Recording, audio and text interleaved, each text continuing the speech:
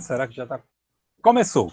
Então, vamos lá, vamos dar continuidade, né, a essa nossa aula 1, módulo 3, do nosso estudo de português para o segundo ano do Instituto Federal, mas que pode ajudar todo mundo que esteja interessado em aprender sobre conto, aprender um pouquinho mais sobre como ler esse gênero conto, que é o que eu vou apresentar agora, uma noção bem introdutória. Nós vamos ter aulas sobre conto gótico, sobre conto policial, sobre conto de terror, tá? Hoje é só uma introdução, o que é conto e a noção do que é conto popular, tá? Uma noção super introdutória, super básica, só para a gente ter isso em mente. E quem quiser se aprofundar, estudar mais, o material vai ficar postado lá para o material de estudo dessa semana, tá?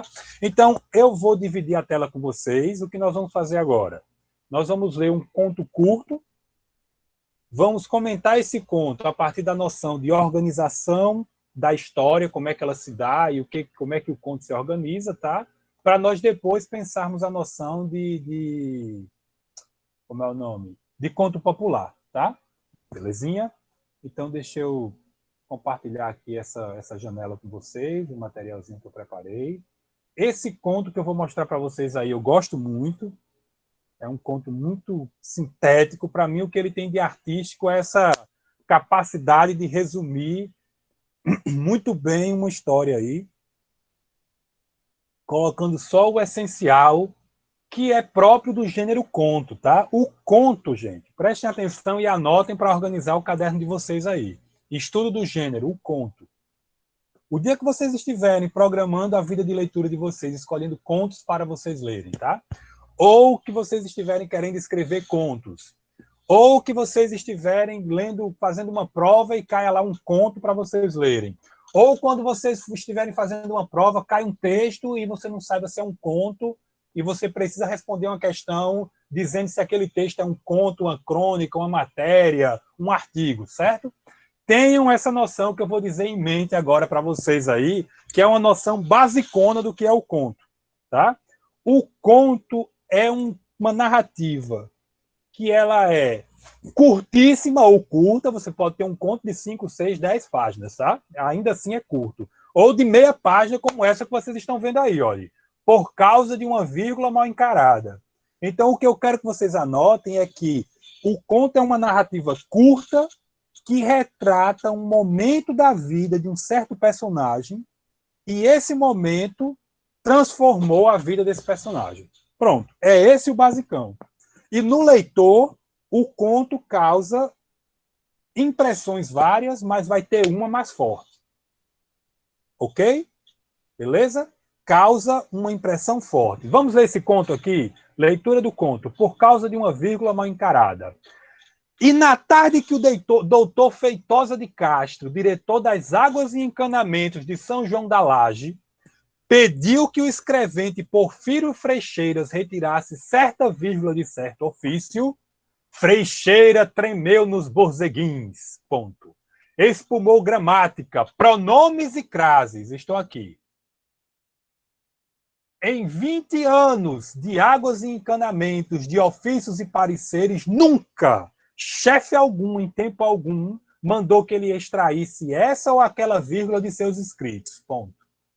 Com o papel na mão, ficou remoendo. Tiro a vírgula, não tiro a vírgula. Até que tomou uma decisão definitiva. Chegou junto da mesa de Feitosa de Castro e expediu o seguinte ultimato. 2 pontos. Ou o doutor deixa a vírgula, ou peço transferência da repartição. Feitosa, que era homem de pontos de vista firmados, foi claro. A vírgula sai e o distinto amigo também. O resto veio no diário oficial. Ponto. Vejam que barbaridade! Exclamação. Por causa de uma simples vírgula, de uma inútil vírgula, Freixeiras foi redigir ofícios em barro amarelo. Ponto. Lugar que não dava a menor importância às crases, quanto mais às vírgulas. José Cândido de Carvalho, né? Por causa de uma vírgula mal encarada, está nesse livro aí. Por que Lulu Bertagui não atravessou o Rubicon? Então, o que eu quero que vocês percebam de início nessa história, assim, fazendo um link aqui com o que a gente estudou já hoje, né, na aula anterior, no outro vídeo, né? Ao olhar para esse texto, eu já sei onde ele começa, por causa do vazio que tem aqui, tem o título, que é o início de tudo, por causa de uma vírgula mal encarada. E eu vou pensar, como assim mal encarada? E o que aconteceu por causa de uma vírgula? Tá? O texto começa aqui, o corpo do texto começa nesse vazio e termina nesse vazio. Olha como a própria disposição no papel, entre aspas, aí na tela de vocês, e vocês vão escrever assim para mim, por favor, a abertura dos parágrafos, o alinhamento dos parágrafos me mostra que eu tenho uma introdução, tenho um diálogo que está aqui no desenvolvimento e tenho uma conclusão no texto. Tá? O que eu quero que vocês percebam ao ler esse texto? É que ele retrata um momento singular da vida de uma personagem. Que personagem é essa? Reajam aí no chat, antes que eu marque. Que personagem é essa? Freixeiras. Porfírio Freixeiras é o nome dele. Pelo que é que esse autor passa? Qual é o momento que ele enfrenta? Qual é a vivência dele singular? O momento em que alguém decide alterar a escrita dele.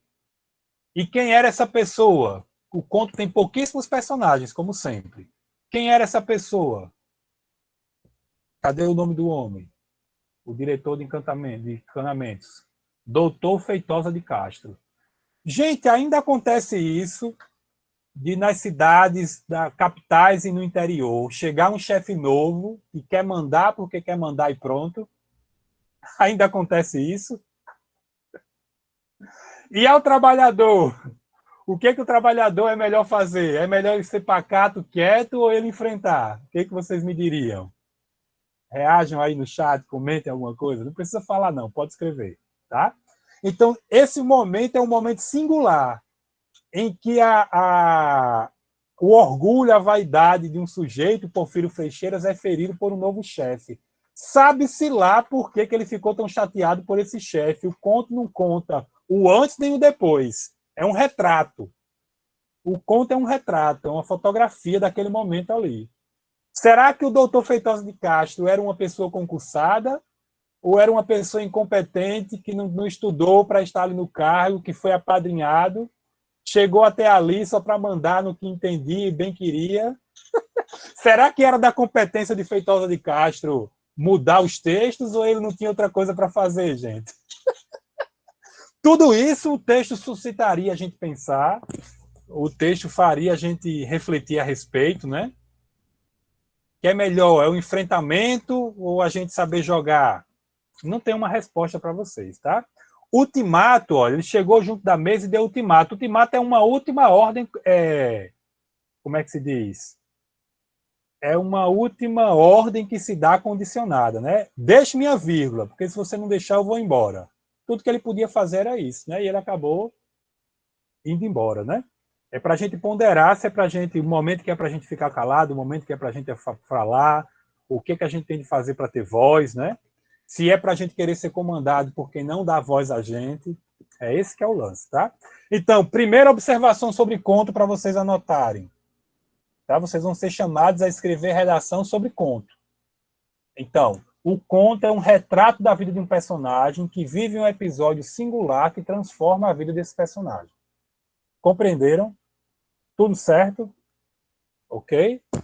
Então, Freixeiras aqui, ele ficou chateadíssimo. Eu pergunto, o lugar para onde ele foi transferido, Barra Amarelo, era um lugar mais pobre, mais precário ou um lugar mais desenvolvido, mais, digamos assim, respeitável do que Barra Amarelo?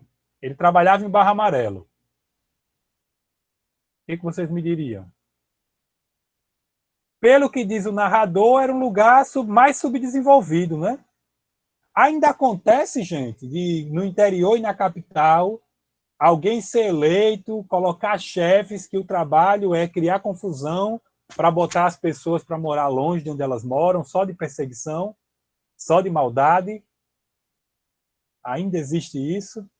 Ou é uma coisa que ficou na literatura? Olha, esse texto foi publicado nesse livro em 1971. De 70 para 2000 dá 30, para 2020, 50 anos. Será que já ainda acontece isso ou deixou de acontecer?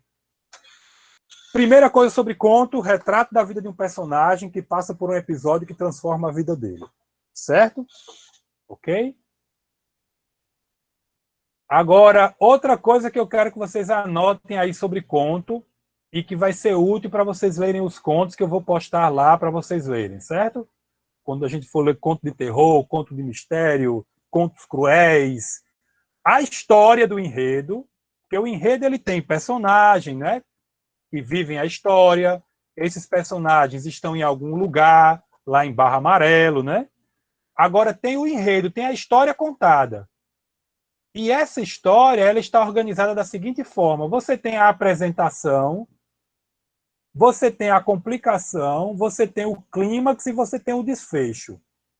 Isso aqui ajuda a gente, por exemplo, a ver um filme melhor, sabe? Pode ser que o filme não tenha isso tudo, mas se você tem esse modelo, percebe o que é pensar a partir de modelos? Se você tem esse modelo na mente, fica mais fácil de você ler, nem que seja para negar o modelo. Certo? Então, nesse texto que nós estamos lendo aqui, vamos ver o que é a apresentação, olha. Onde é que estaria a apresentação? Eu vou marcar aqui com cores diferentes de marca-texto. A apresentação eu vou colocar de amarelo. A apresentação é quando diz quem são os personagens e como eles são. Ó. Quem era Feitosa de Castro? Ele era diretor das águas de encanamentos. Certo? Quem era Porfírio? Olha, está aqui. Porfírio Freixeira, eu vou colocar a mesma cor. Porfírio Freixeiras, ele estava 20 anos.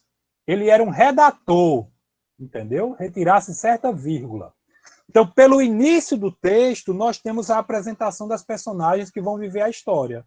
Doutor Feitosa de Castro é o diretor da companhia, faz de conta que é a Caerne de Natal, certo? E ele chegou no escritório lá no interiorzinho, perto aí de Macau, perto aí da cidade em que você mora, ou na sua própria cidade. Ele chegou para ser o diretor.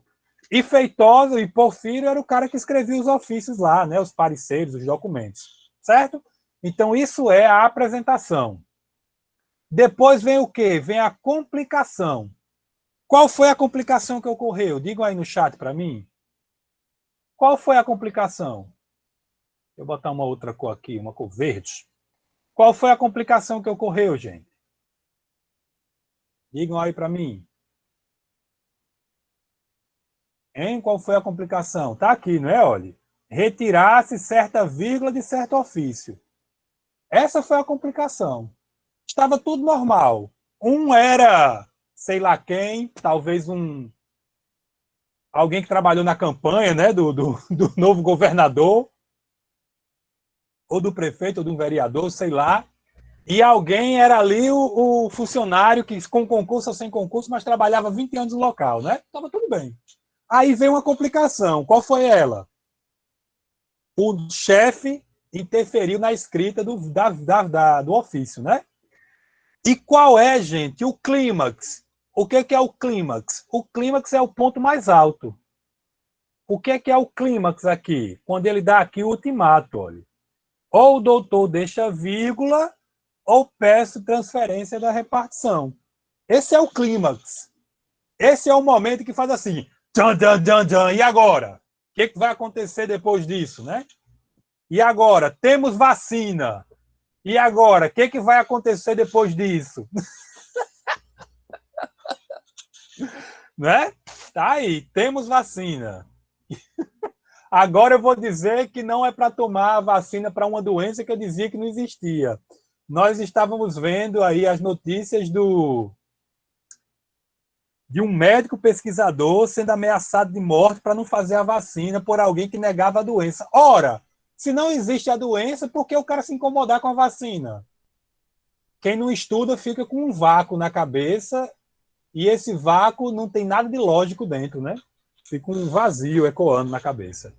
Então o doutor deixa a vírgula ou peça transferência da repartição. Esse é o clímax, certo?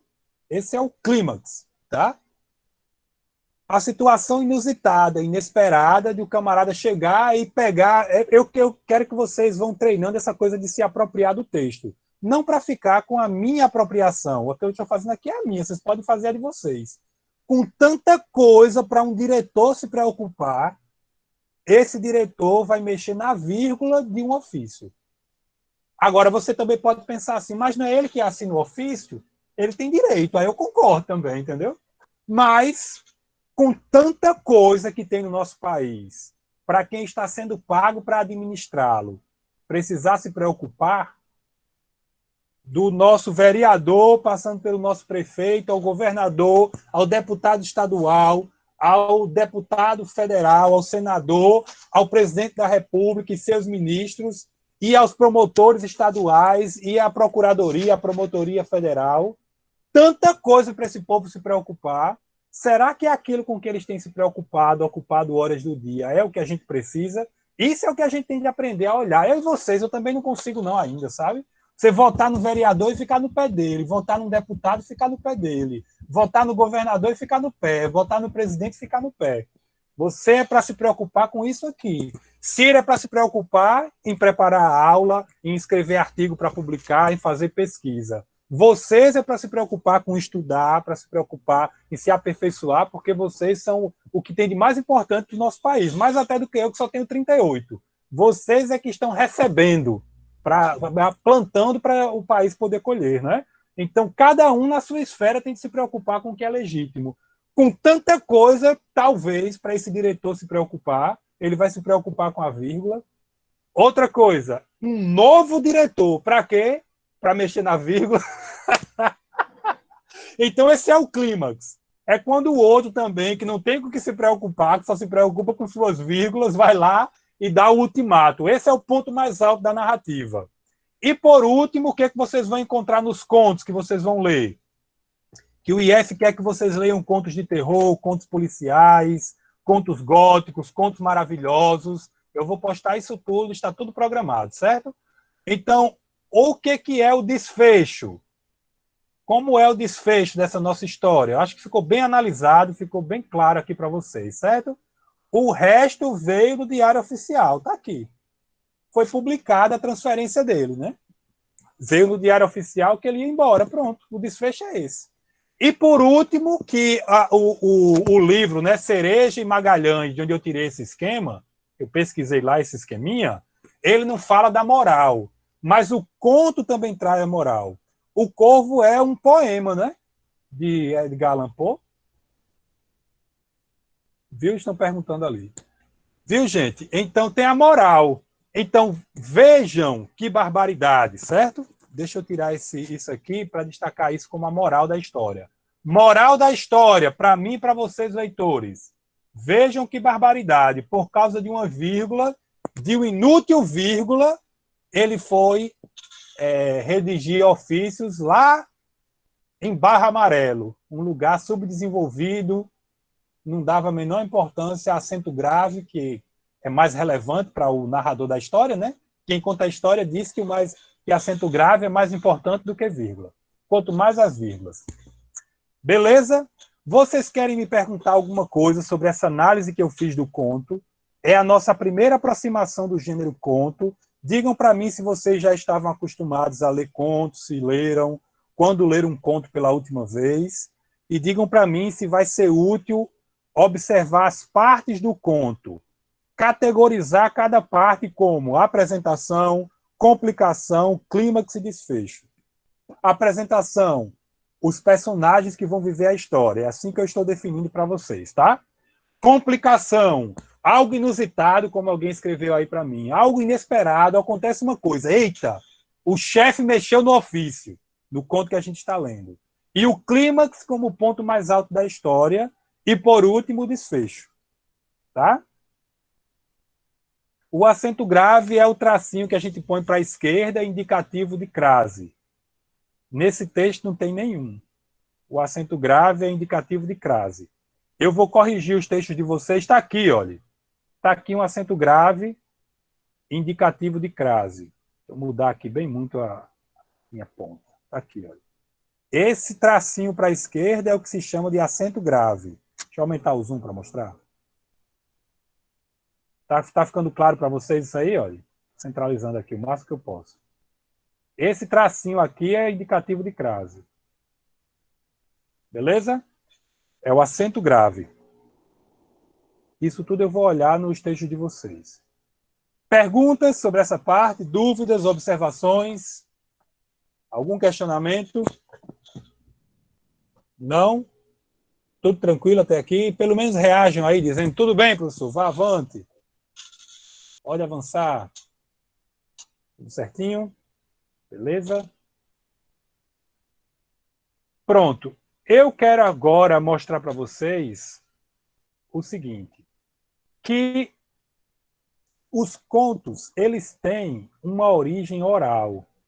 Os contos, eles têm uma origem nas famílias, ao redor de uma fogueira, ou na luz de uma lamparina, ou na luz da lua cheia, contando as suas histórias, passando de geração para geração. Ou alguém que está ali sentado, vou até interromper aqui para olhar para vocês, tá? O conto, aí a associação literatura e história, tá? Deixa eu dizer assim, o conto ele tem essa origem semelhante à lenda, a gente vai, enfim, em algum momento entender melhor o que é lenda, semelhante ao mito, que a gente vai estudar mito também, mas o conto ele tem essa origem de uma geração passando para outra as suas histórias, tá? Seja uma pessoa que está ali há muito tempo numa comunidade e que conta as histórias daquela comunidade e que conta as histórias que ouviu de seus ancestrais, ou seja alguém que fez uma viagem, que foi para a guerra, que conheceu outros lugares, outros países, outras cidades e conta o que viu. Então o conto ele tem essa origem oral. Mas depois o conto vai sendo coletado e colocado na escrita e depois escritores vão construindo contos já escritos, tá?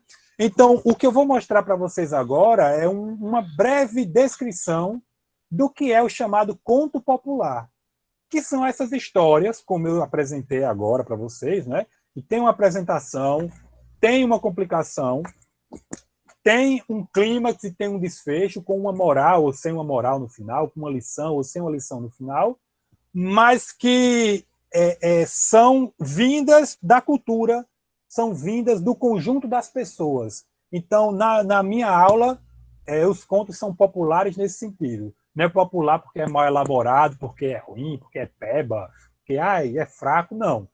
É popular porque é o que vem das pessoas, é o que vem do povo, porque resulta da cultura, tá? Então, eu fui a um site da Enciclopédia Britânica, que é um site que é validado, que tem convênio, que se associa com o Centro de Aperfeiçoamento de Pessoal Superior, né, do Ministério da Educação, a CAPES, e eu peguei lá o que é conto popular. Aí eu vou dividir agora com vocês uma breve reflexão que vai ajudar vocês aí tanto a aumentar o leque de conhecimentos, quanto ajudar vocês na leitura de contos também, vida fora, certo? Então, olha, estão conseguindo ver o texto direitinho? Mostrem aí digam para mim aí no chat se dá dando para ver direitinho.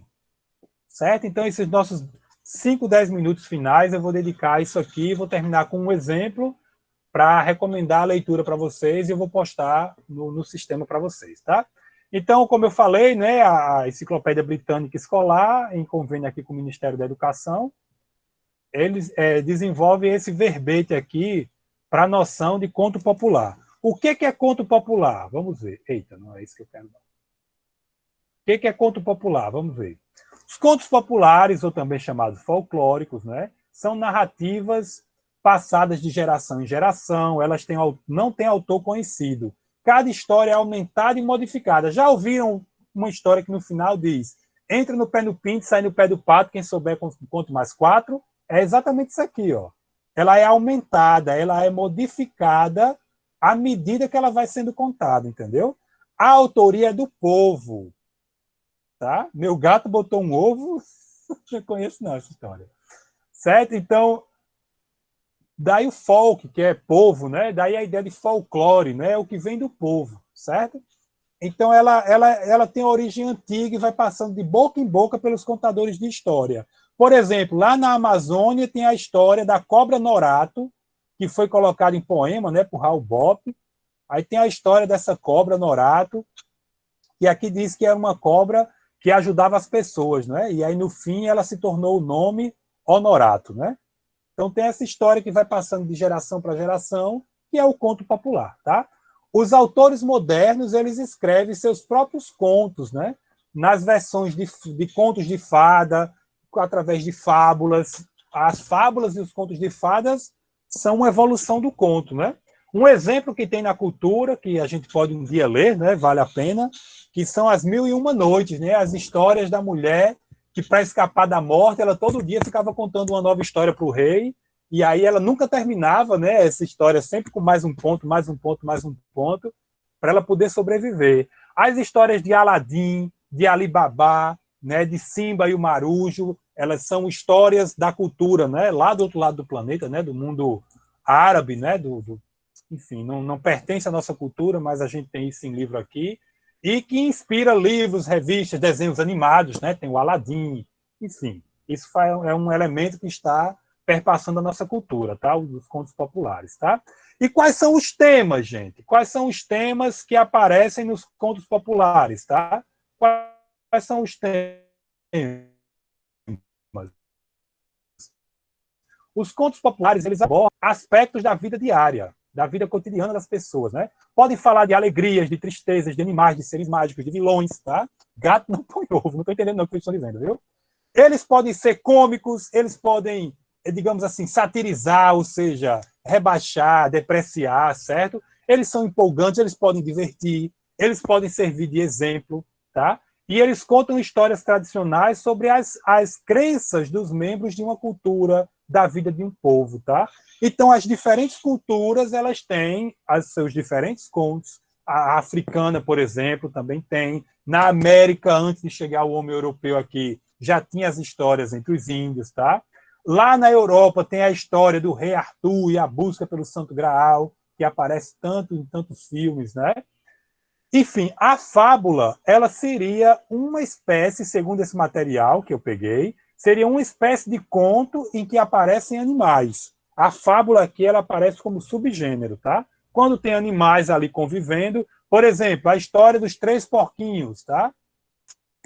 Então seria ali um subgênero, como fábula. E as mais antigas fábulas, elas estão na Índia, estão na Grécia, né? Estão, enfim. Estou dando esse repertório cultural aí para a gente ter uma programação de leitura que serve para o resto da vida, tá? O que eu vou orientar e pedir que vocês leiam, vai aparecer agora aqui, tá? Contos de fadas. Eu vou colocar lá um exemplo de conto de fada para vocês estudarem. Os contos de fadas são histórias folclóricas, ou seja, que vêm do povo, nas quais acontecem coisas mágicas. Com frequência, um personagem jovem contra criaturas fantásticas, como fadas, bruxas, gigantes, dragões, tá? E são exemplos: Cinderela, Chapeuzinho Vermelho, A Bela Adormecida. Existe uma série que eu não sei se é para a idade de vocês, que as primeiras temporadas são muito boas. Depois se perdeu, eu não gostei. Mas Green, quem tiver acesso a séries aí no Netflix, vale a pena. As primeiras temporadas eu gostei demais, que são justamente inspiradas em contos de fadas. Depois, esses episódios foram buscando contos de várias culturas. Green, tipo está escrito aqui, ó, Grimm, tá? Green. Esses dois irmãos alemães, eles coletaram as histórias lá na Europa e colocaram em livro, tá? Dentre elas, a história de Chapeuzinho Vermelho, a história da Bela Adormecida. Eles foram reunindo essas histórias e foram colocando em livro. Agora, por exemplo, um autor como Hans Christian Andersen, esse autor ele já escreveu seus próprios contos de fadas, tá? E tantos outros contistas que, ao sabor e ao prazer de cada um de nós, pode fazer parte da nossa programação de leitura aí para o resto da vida, tá? Esse momento do IF, de dedicar um tempo para que vocês tenham conhecimento da existência de literatura, de onde é que vêm essas histórias, digamos assim, das possibilidades de interpretação que elas têm, isso aqui foi só uma introdução, é muito útil para a nossa vida de prazer, tá? Eu vou colocar lá para vocês verem isso aqui, eu tirei do site, né? greenstories.com, e eu vou colocar lá para vocês terem acesso mais fácil, Cinderela, tá? Para vocês lerem e a gente retomar depois isso, ou numa atividade avaliativa, ou num bate-papo nosso no CA, do jeito que vocês preferirem, certo? Então, eu vou parar de compartilhar aqui a tela para dizer para vocês uma síntese disso que a gente estudou nesse nosso segundo momento do primeiro encontro do módulo 1, que é o conto é uma narrativa curta que conta uma experiência que um personagem viveu, faz uma fotografia da vida desse personagem. Esse personagem passa por algo muito transformador da vida. Ele é antes e depois desse algo que ali se processou. E essa história é contada com a apresentação das personagens que vão viver o conto, com uma complicação na vida dessa personagem. Essa complicação encaminha para um ponto alto da história, um clímax, e depois vem o desfecho, com uma moral ou sem uma moral ao final. E existem contos que são populares, ou seja, que nascem da cabeça do povo, que vai contando essas histórias e recontando uns para os outros, tá? Exemplo do povo antes da Europa chegar ao Brasil, lá na Amazônia, o conto da cobra Norato, que era uma cobra que ajudava as pessoas e depois se transforma no homem, tá? Raul Bopp colocou na forma de poema. Quem quiser ler, está na internet, né? Cobra Norato, Raul Bopp, tá? E, por exemplo, os alemães, os irmãos Grimm foram lá e coletaram as histórias e colocaram em livro, e depois autores passam a criar seus próprios contos escritos como conto, por causa de uma vírgula mal encarada que a gente avaliou, que analisou na aula, tá? Eu vou parar a gravação e vou dedicar um tempo ainda mais a vocês, para quem desejar fazer perguntas, para quem desejar comentar alguma coisa, tá?